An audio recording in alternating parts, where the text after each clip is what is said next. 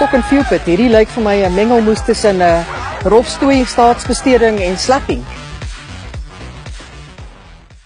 Soos julle kan sien, het hierdie halftyd nie 'n minuut te vroeg aangebreek nie. Hierdie manne is gedaan. Hulle is so op en gedaan soos verlede jaar se begroting, toe dit nog onder 'n ander minister se autoriteit was. Hulle klere het die ergste daarvan afgekom.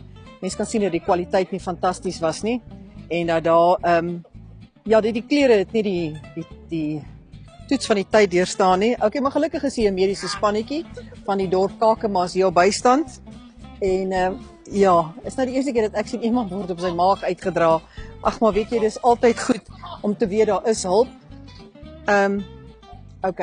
Hulle gaan hom nou help, mense moenie bekommerd wees nie. Dis alles is onder beheer.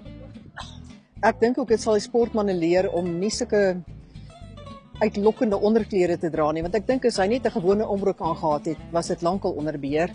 Maar die feit dat hy nou so uitspattige onderbroek aan het, maak dat die mediese mense wel lustig raak en dan hulle voetwerk verloor. One eternity later. Ja, jy weet.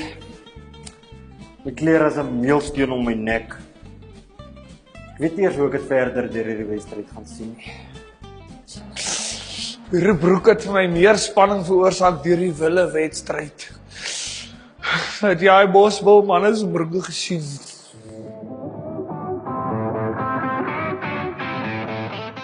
My name is Nate. If someone plays dirty, I keep it clean and I play harder.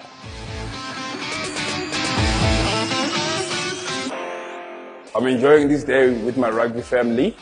I hope these other guys will start playing fair.